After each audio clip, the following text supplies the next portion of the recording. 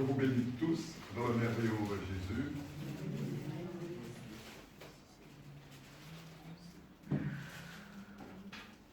Le lieu sur lequel tu te tiens est une terre sainte. Parce qu'il y a, ça fait des années, il y a des prières, il y a des directives, il y a des communications, il y a des, je dirais, la présence de Dieu est en train d'agir puissamment dans ce lieu. Pas uniquement dans ce lieu, mais ça, c'est une base de lancement, si vous voulez. Mais l'imprégnation se trouve au niveau, je dirais, de toute la terre. OK? Le titre, mes bien-aimés, c'est le sang de Jésus parle. Job 12, verset 8a. Merci, ma soeur, de bien vouloir pour moi. Job 12, verset 8a. Parle à la terre, elle t'instruira. Amen. Amen. Parle à la terre et elle t'instruira. Même ceux qui sont morts, mes bien-aimés, surtout en Jésus, ont vraiment une espérance. Apocalypse 20, verset 13. La mer rendit les morts qui étaient en elle. La mort et le séjour des morts rendirent les morts qui étaient en eux. Et chacun fut jugé selon ses œuvres. Amen. Amen.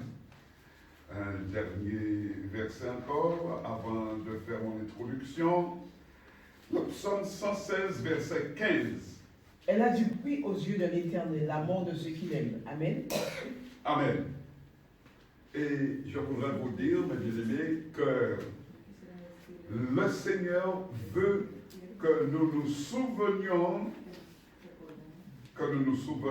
de ceux qui ont été agréables à lui, qui ont fait sa volonté. Et le Seigneur nous ordonne de parler, de remémorer. Souviens-toi. Le Seigneur a laissé la mémoire de ses prodiges sur la terre. Et c'est de ce que je veux vous parler. Psaume 111, verset 4. Mais bien aimés, il y a des choses cachées que nous ne connaissons pas. Nous pouvons faire toutes sortes d'études, toutes sortes etc. et toutes de formations. Et le plus important, c'est l'esprit. Amen. Chers bien-aimés, je vous communique quelque chose de très important.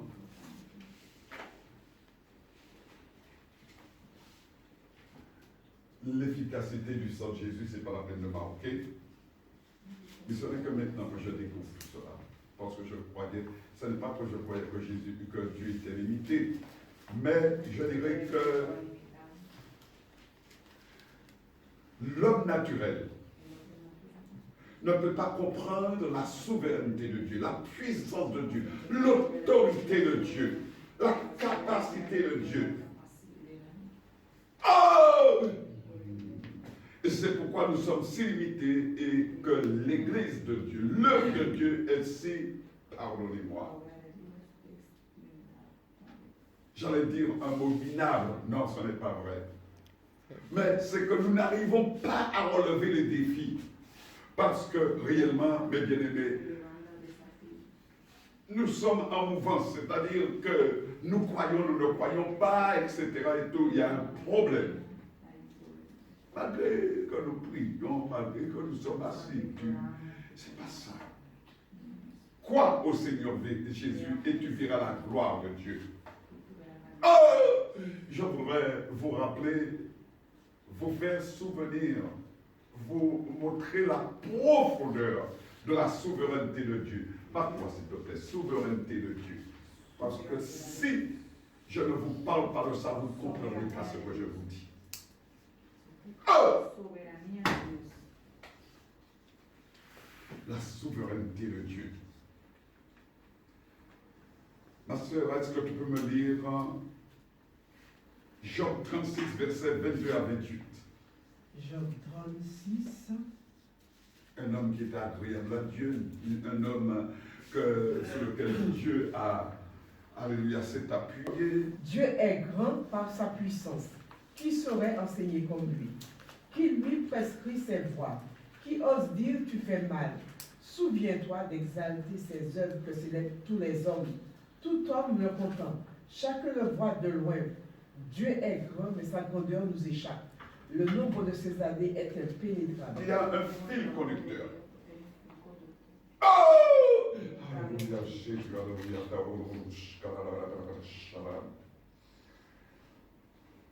Le Seigneur m'a répondu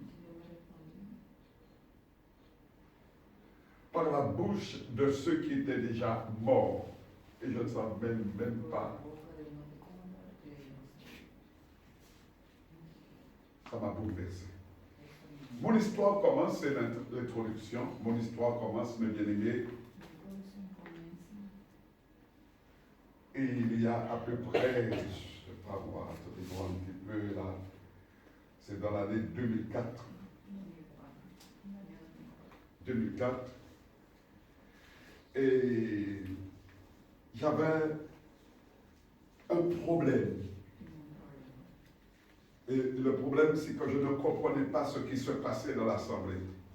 Oh! Parce que la puissance de Dieu était tellement forte, présente, omniprésente, oh! Que j'étais perturbé. Parce que je disais, est-ce que pardonnez-moi, est-ce que je suis de Dieu pour que ces choses-là se passent? J'avais beau interroger les pasteurs, ils me disaient, c'est pas normal. Oh!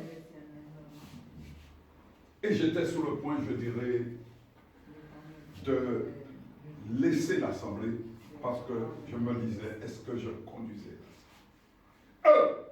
Et à ce moment, chers bien-aimés, le Seigneur m'a envoyé en France avec ma famille, à Marseille, rencontrer une assemblée où il y avait des médecins, des infirmiers, des gens de la médecine.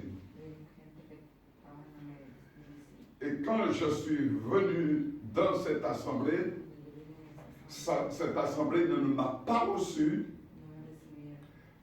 simplement parce que c'était une assemblée branhamiste qui ne s'était pas appuyée sur la doctrine de Christ. Et Branham, lorsque j'ai vu ça, j'ai coupé court. Et j'ai compris que le Seigneur me disait, ce ne sont pas les hommes qui vont t'instruire, mais c'est moi. Et à ce moment-là, deux pasteurs, amis, à Marseille, m'ont proposé, mes bien-aimés, alléluia, m'ont proposé de faire une visite pour connaître l'histoire des Huguenots, des protestants. Et à Anduze, dans les Cévennes, il y avait, mes bien-aimés, un musée dédié à quelque chose qui s'était passé. Alléluia, c'est de ce que je vais vous parler, de ce qui s'était passé. On appelle ça le musée du désert. Et ils m'ont amené faire cette visite dans le musée du désert. Ma famille était vraiment la forêt, on débouchait sur la forêt, etc. et tout. Et après, un peu beaucoup plus loin, il y avait le musée.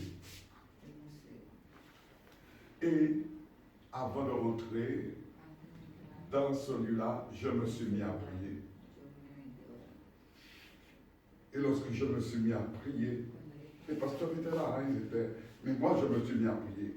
Lorsque je me suis mis à prier, le sang des innocents, le sang des martyrs, la voix de l'Éternel a commencé à me parler. Pour répondre à toutes les questions que je me posais. Ça s'est fait, mes bien-aimés. Vraiment, je ne peux pas expliquer ça. Parce que dans un petit moment, tout avait changé. Les pasteurs qui étaient là n'ont rien su, rien. Et, chers bien-aimés, transformé intérieurement, j'ai été dans ce musée.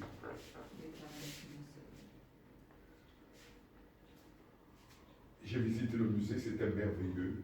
C'était l'histoire. C'est ça, vous allez voir ça un petit peu.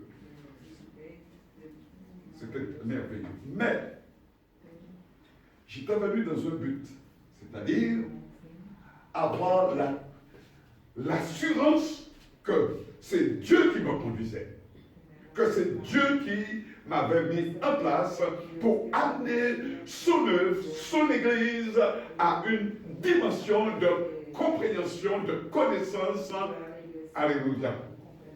C'était au sujet surtout.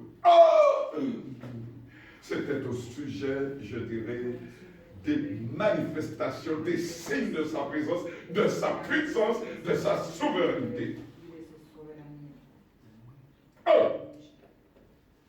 Et là, cher bien-aimé, le Seigneur voulait que je parte avec un support.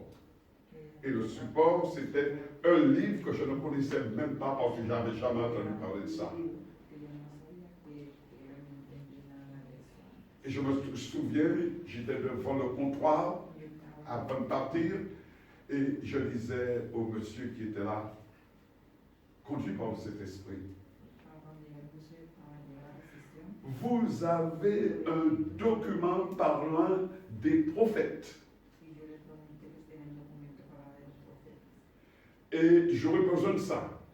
Le monsieur me regarde et me dit, c'est vrai qu'on avait un document parlant des petits prophètes, de ce qui se passait dans ce temps-là, 322 ans.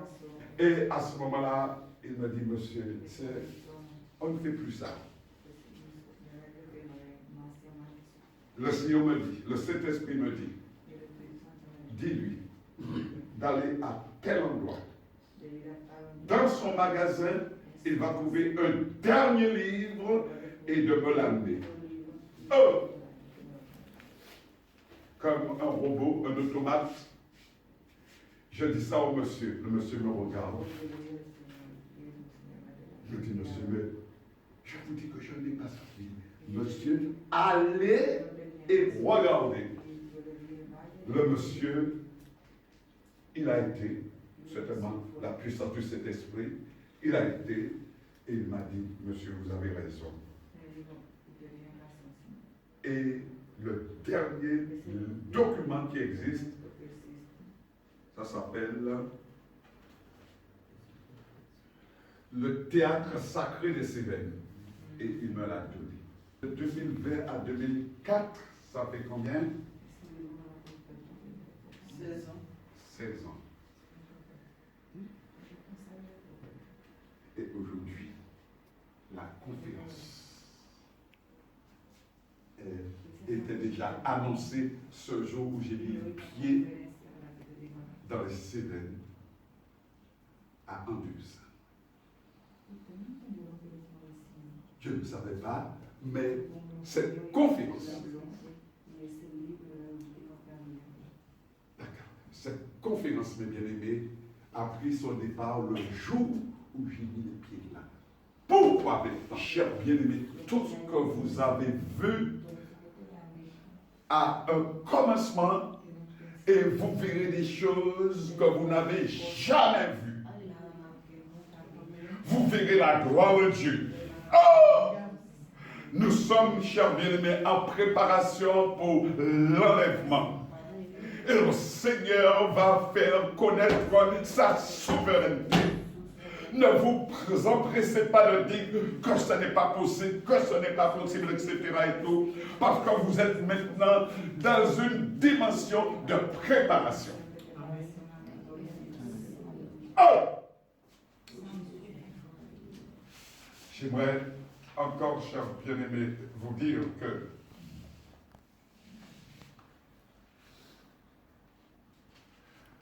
quand je suis sorti de cette visite, eh bien, j'étais un homme transformé. À tel point, je me souviendrai très bien quand le Seigneur,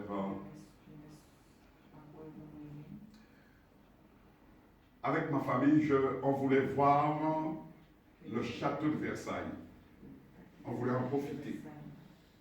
Après avoir laissé Marseille, on voulait profiter. Oh, Seigneur Jésus. Nous avons poussé une queue de combien de kilomètres pour pouvoir rentrer. Nous avons pris les tickets et tout. Je ne sais pas pourquoi je marchais avec ma Bible pour visiter un château. Et là, lorsque je suis venu pour pouvoir rentrer, le Seigneur m'a dit, tu n'entres pas dans ce lieu-là. Tu n'iras pas visiter ce lieu parce que j'ai un procès avec tous ces gens qui ont massacré mes enfants, notamment Louis XIV. Et le Seigneur m'a dit, tu n'entres pas là. Alors, j'ai laissé ma famille entrer. Et moi, j'étais dans le jardin avec ma Bible en train de lire. Amen. Tout simplement pour vous dire, chers bien-aimés, ne regardez pas au support, ne regardez pas aux choses physiques, mais toujours l'origine des choses. Alléluia, c'est l'Esprit de Dieu. L'Esprit de Dieu. Le plan de Dieu est magnifique. Avant de lancer la diaporama, je ne vais pas tellement commenter parce que je n'ai pas le temps. Mais je voudrais simplement vous dire, vous êtes des gens spéciaux. Vous ne connaissez pas encore votre destinée tellement elle est grande. Votre passage sur la terre va laisser des empreintes. Oh! Pour l'instant, vous croyez simplement que vous suivez simplement une église, mais c'est plus que cela. Vous faites partie de la génération qui va laisser son empreinte sur la terre. Après, j'annonce des choses. Tant pis, Seigneur, c'est sous ta responsabilité. Après cette conférence d'avril 2020, beaucoup de choses vont changer dans notre vie. Beaucoup de choses vont changer dans l'Église. Je ne peux pas vous dire quoi. Mais il y a déjà un parfum. Ce parfum que nous sommes en train de développer, mes bien-aimés, d'exhaler. Ce parfum que nous sommes en train... C'est un parfum pour élever Jésus.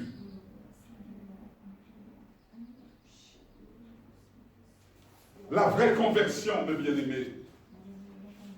La repentance. La consécration. L'amour du service du Seigneur. Ce sont des valeurs spirituelles puissantes qui vont établir une relation avec Dieu. Croyez. Croyez. Croyez à ce qui vient. Parce que Jésus lui-même est à l'affaire. Ce n'est plus la question de Bible, mes bien-aimés, mais c'est l'Esprit maintenant. Alléluia. C'est vraiment cette alliance, rassemblement mes fidèles qui ont fait alliance avec moi. Tenez ferme parce que vous serez surpris. Terre, les cieux, tout est en mouvement pour préparer notre arrivée dans le ciel. Que Dieu vous garde et que Dieu vous bénisse.